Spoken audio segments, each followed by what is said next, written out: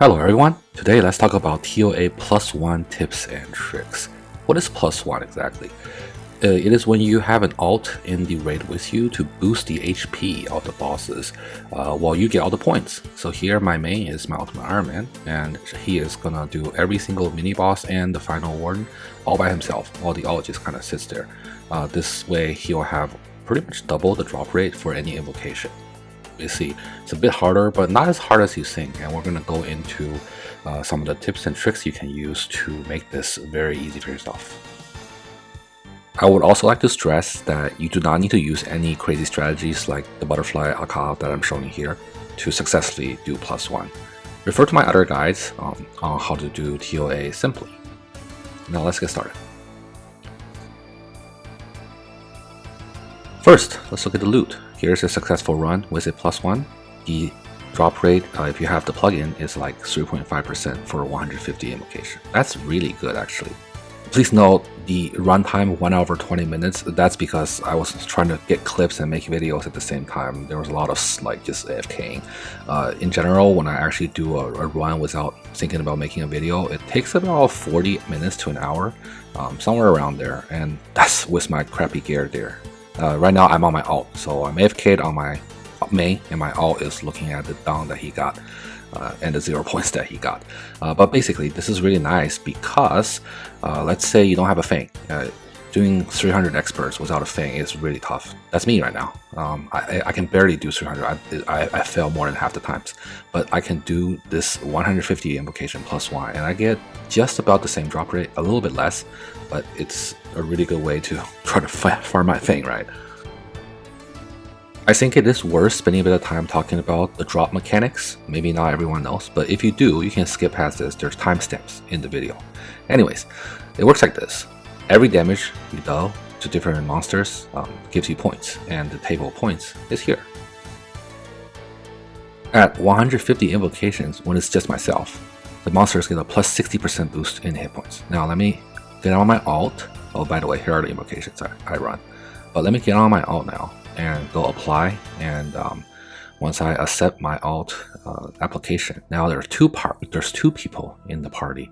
And you can go look right now. Okay, so now there's two people. The summary won't show the HP boost, but I believe there's like a +90 boost for all the bosses. Now, what I don't know is if the defense get boosted as well.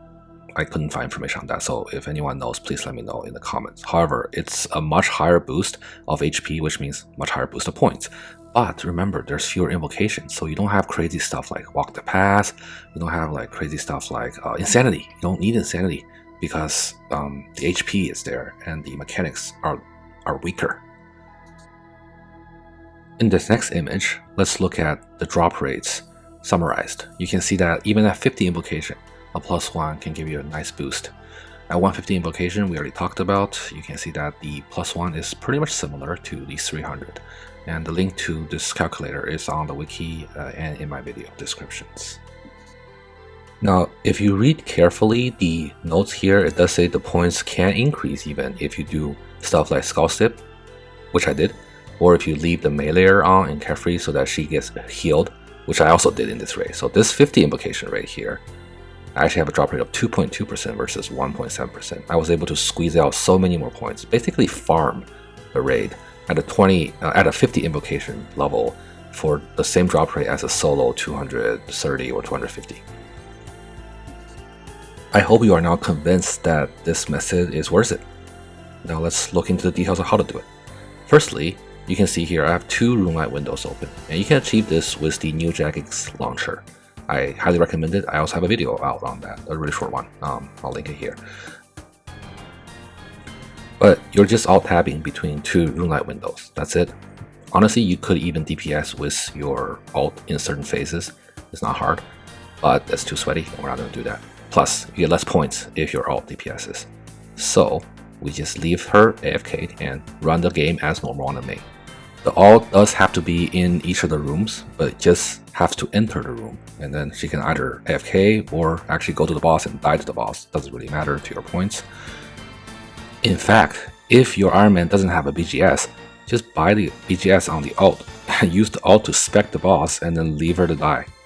Yeah, you could do that. I have a BGS on my main, so I don't need to do that. But I did buy an Accursed Sceptre. And this item is pretty cool because it, on hit, any damage, lowers the boss's defense by 15% and magic by 15%. So you can take less damage from, say, Zebak if you miss a prayer. It only goes up to 15% though, so if I only use this if my BGS misses. This is the fallback policy. Okay, let's enter the raid for both of us and start with Zebak. In the puzzle room, there is really nothing too special other than the tree now has 400 hit points. So you would need to do what you do normally with the water jugs, and you can actually choose to use the alt here to run the jugs as well, and have your main just attack the red crocodiles for extra points, because every damage done to them is points. One small tip is, do you see that red dot in the bushes? That means the crocodile is going to come from that bush, and it could change. Note the damage gives you points. Oh, you can also blood barrage these to heal if you get damaged here. Now, let's jump to the end of that because you all know how to do this puzzle. It's the easiest one.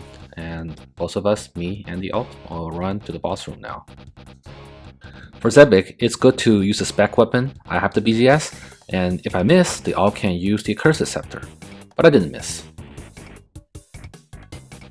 We can skip right to the end because there's nothing special here for alt to do. Except don't risk, like me. I died at the same time as Zebak. Unfortunate. So it's interesting, if you die in the same tick, I guess it counts as a kill. I didn't have to redo it. Well, let's just continue. You don't lose a lot of points if you die early, because when you die, the points is based on your total points. So if you die to Zebak, you can restart or you can keep going. I chose to keep going, it's fine. And let's go to Kephri next. Oh, and don't forget to pick up the potion that you dropped to make room for the BGS. So for Kephri, it is also very easy. You do have to do all 6 puzzles, because remember in a solo you only have to do 2 puzzles until you get to the final puzzle. Here I have to do this one, and then I have to jump over and do the one for my alt as well. It's just easier if one person does it, in my opinion, because if you play with 2 windows, it's kind of hard. You can blood barrage these scarabs if you take any damage, and these puzzles with Runelite, it's definitely a no-brainer, right? Like that one I used to have to do math in my head. No longer. But here, this last one, it's nice to have the alt here, because you need to, well, when it's solo you can run across, but when it's not a solo, that place is blocked, so you cannot run across. So you have to like alt tab a bit. So this is one of the first places where you actually have to play the alt. Okay, let's skip to the boss fight now. Again, you can BGS Kephri, you can even bone dagger her. Anything that reduces defense does help. I'm not sure the Accursed Sceptre will even hit her. She, I think, has a lot of defense, but I'm just going to stick with BGS here. One thing that I want to add to my previous guides is that Blood Fury is actually super good here. The amount of heals you get based off of the Blood Fury heal makes it so I don't need to pray range, because you see here, well, to kill this guy you need to pray range because he can hit up to 40. But the small scarabs, the one that are shooting little green balls towards me, you can actually just ignore them because you'll just heal back all the damage they do. They don't do a lot of damage. Make sure to kill swarms if you see them. They will heal Kephri, give her more shields, and it's better to use the blowpipe, which I did the switch here for. And once the Kephri goes into phase 2, you can pretty much turn off protection from range, as I mentioned earlier, and go back to doing the same things. Now remember, in my previous guide, you can trap the meleeer by doing this, but ideally you want it to be a straight line. I got a diagonal this time, so it's kind of bad, and I was worried that the diagonal all fell up. If it does, then I can't get the major anymore. So I'm going to move to the other side temporarily, because you can stack a lot more over there, like this. And I also turned protection from range on because those little scarabs started to do a little bit more damage. I like to be above 75 hit points to be safe, because if I don't kill the major fast enough, that mage hit, it hits like a 40 Zoo prayer. So here, I see that Kephri has half HP. I said, oh yeah, I think it's time to probably move back and get ready for the major, who's going to spawn in the third phase. So we slowly make our way back. Well, after this dawn attack, we slowly make our way back and put some more BGSs because her defense does regenerate. Check out my BGS guide on that. And here, we are back into the correct corner, and see we get down. If this down fills up, then you can't hit the major except with range, and that's a really bad spot to be in. The major will spawn the moment we enter the next phase, and it's probably still best to use a blue Accursed to kill her while dodging all the flying stuff. And after 4 hits, I think she goes to the other side of the room, so this next hit, right? Yep, and you have to go over there. It's actually better this way because you get more time. When that red circle or square around her finishes, you will always take at least 40 damage, and it hurts. Once she is dead, we can go and kill the meleeer because he does heal Kephri. Now I want you to pay attention to the upper left hand corner right now. Notice it's just me. My ult has logged off. I've AFK'd her for over 5 minutes. You might be asking, wait a minute, if your ult's logged off, isn't the run over? Well, it's not. Let's see that. We skip to the end of the kill, and once Kephri is down, I alt tab. You can't see it, but I alt tapped onto my ult, and when you click login, you actually spawn right back into where you were. I don't know when they updated this. I feel like in the past, if you logged off, then when you log back in, it actually, you are outside the raid. But I guess at some point they patched this, so now it's really easy. So you can actually be AFK for as long as you want. See, she's back now. We move to the next phase. Don't forget to get the supplies. You can get it on your ult too, just in case you need to play her. So I would recommend picking either the power or the life. And we move on to the next boss, Akkha. Again, Akkha is one of those puzzle rooms where nothing changes with the ult. Just AFK, and you just have to hit the obelisk in the center twice. Don't get hit by the lasers though. Lose free HP for no reason, right? You can definitely, or you definitely can't one tick anymore. I keep getting hit by those things. Try not to get hit by the white warps. It doesn't help you. But you can't one down this, but you can pretty much consistently 2 down this. And it's just more points, so it takes longer, but it's fine. And I don't know if you saw it, but my alt ran past. I knew I was going to successfully 2-tick, so I already alt tabbed when I was mining the obelisk. Right, let's move on to the boss fight now. Don't forget to put the pickaxe back. In the boss fight, not much changes, but there is something now new. Is that you have 2 chances now. What do I mean by this? Well, normally, when you enter the final phase of Akkha and you die, it's a really heartbreaking wipe. It's so difficult to get there and then just to die like that. But with an ult, when you die, Akkha doesn't reset, so you have a second life. Here, let's jump to it. This run was successful. I was able to dodge the warps. Well, it was kind of close, but I was able to finish. But let's go to another run where I wasn't successful. In this other run, also 150 invocation, I ran out of food. I had Thralls, I didn't have Ancients. That's probably one of the reasons why I ran out of food. And I died. I was like, oh crap, what do I do? And I was like, oh wait, I have a second life. My ult! I alt tapped to her, and the white war is still going. Look, I go in and said, okay, let's do it. Unfortunately, I was testing out the new trident, well, it's not called trident, warp scepter, whatever it was, and I was also trying out the dragon mace. So I had 2 of the weakest weapons, and this was hard. Like, look at all those zeros. But you know, all that dodging practice is coming in handy now. I'm just like dodge, dodge, dodge. Look at all those zeros. But the dragon mace spec hits like a truck, dude. I'm definitely gonna do a new video with the dragon mace because it's nice. And let's speed it up here. 8x speed. Yes, that's how long it took me. 2 minutes or something. I had to actually drop supplies and open the bag in the middle of it to get ambrosia out. You know, luckily I picked ambrosia to finish it. Look at that. Look at all those zeros. I just could not hit. The only damage was from the dragon mace. Anyway, so let's go back to the actual run because we have 1 more room left, and this is the one that's hardest. It's Baba. Now, previously, before this update, I was definitely able to do the +1 without Ancients. If you notice, I am on Ancients right now because when I was not on Ancients, Thralls, I actually failed. I got overwhelmed too fast. The monkeys were coming too fast, couldn't kill them fast enough. and I realized, hey, I needed freeze and blood barrage. So to freeze the Venoms and to blood barrage the Thralls, because I will have a whole crap ton of them. Anyways, there's also a few other things when you do +1, is that you have to, as you saw earlier, do 2 pillars and 2 fumes whenever you get the special attack.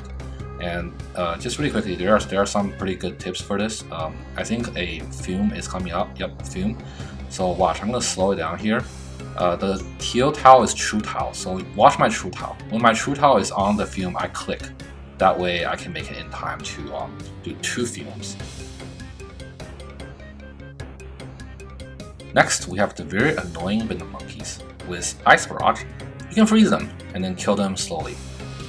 Normally, you can kill them pretty fast, but I feel like their HP got buffed. Or maybe it's the +1. But anyways, if you have multiple of these, then it's very hard to do the fumes word pillars, because you'll run into Venom inevitably. You can always run past it by standing next to it and then running, but sometimes, like up there, man, there are so many Venom, you can barely get in there, right? So you freeze them and you shoot them down.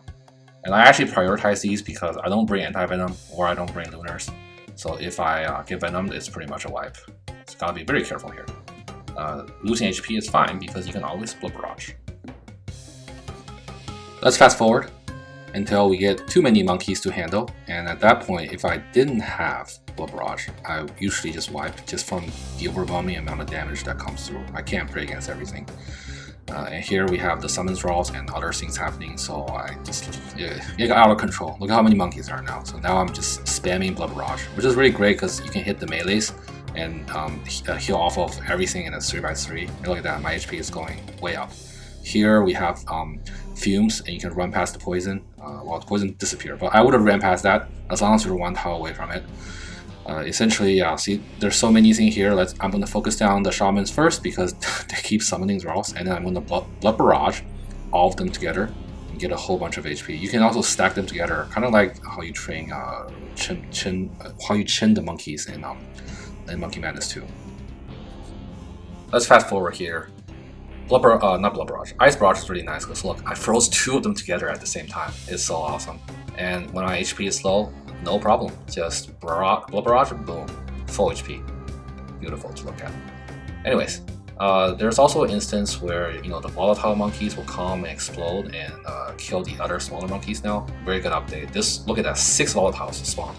And yeah, I was able to kill quite a few small monkeys with it. But it's not really needed because I have Blood Barrage, so I could have healed off of those. Okay, once we clear that room, it's pretty much free selling. The rest of the raid is easy.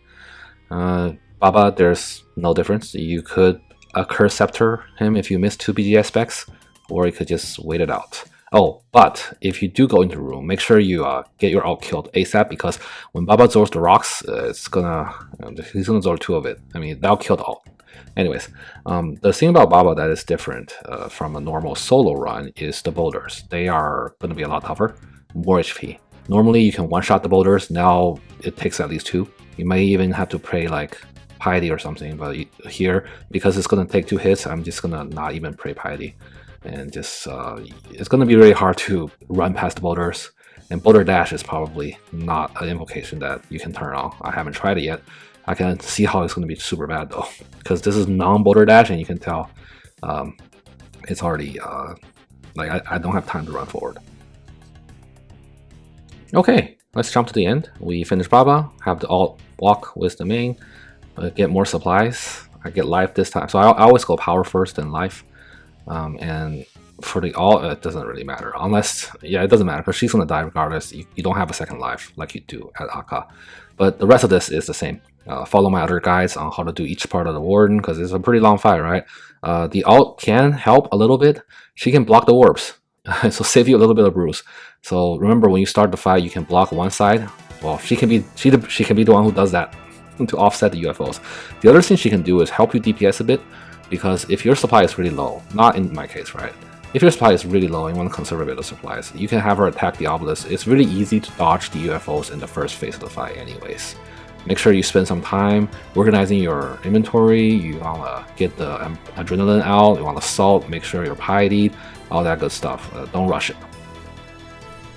I'm going to speed it up here, and we're going to get the fight started. Both of you have to talk to the ghost, so you got to alt tab at least once. But once it does, you can go block the orbs, and I find that she will usually die before the attack after the orb comes. You know, the one where the two wardens shoot at you? Well, you don't want your ult to be alive when that happens, because then you have to play two accounts. One, I have to stand close together, the other orb you have to stand apart, right? So here we go, the ult's blocking all the damage from there, and once the UFO comes, it will kill the ult. Great, which means the unavoidable damage that comes after that is not, you know, super painful anymore. Yeah, I think this obelisk is actually a lot of points. It's like 2 or 2.5, I don't remember. So definitely have your main do most of the damage if you want better drop rates on your main.